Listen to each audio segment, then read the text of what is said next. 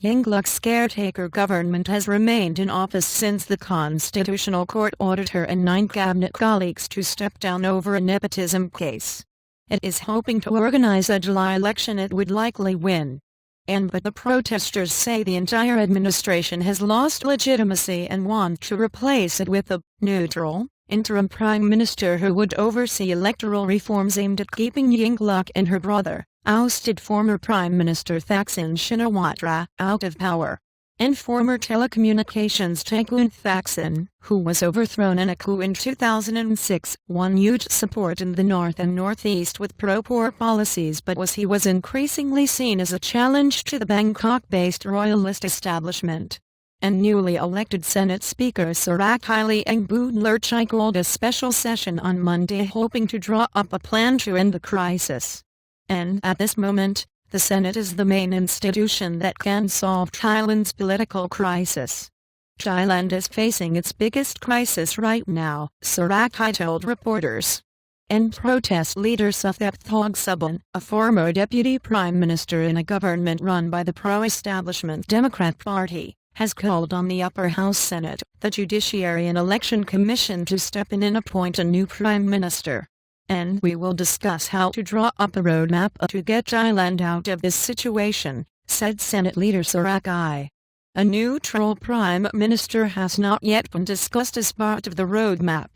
And not planning a coup, and the latest phase of a nearly decade-long struggle between Thaksin and the establishment has damaged Southeast Asia's second biggest economy and has even raised fear of civil war.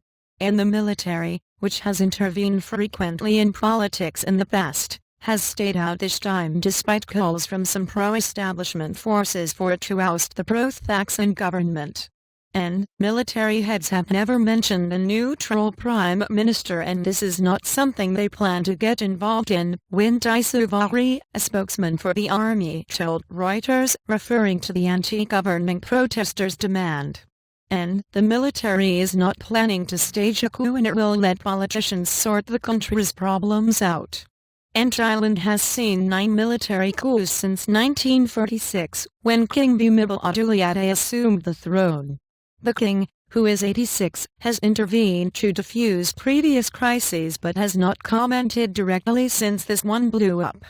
And fears of violence and derided by his opponents as a corrupt crony capitalist who manipulates elections with his wealth. Thaksin, the last prime minister to be deposed by the army, lives in self-exile abroad to avoid a 2008 jail sentence for graft.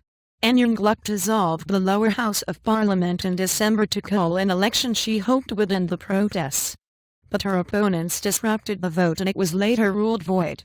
She and the Election Commission have agreed on July 24 a new election, but it has not been formally called. And rival supporters are staging sit-in protests at various places in and on the outskirts of Bangkok, raising fears of violence.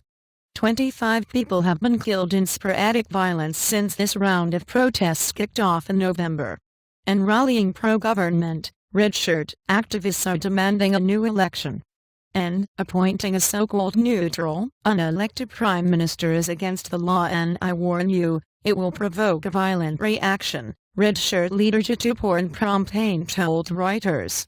And Thai people know their rights. They are now politically savvy and will not accept a puppet premier chosen by the elite.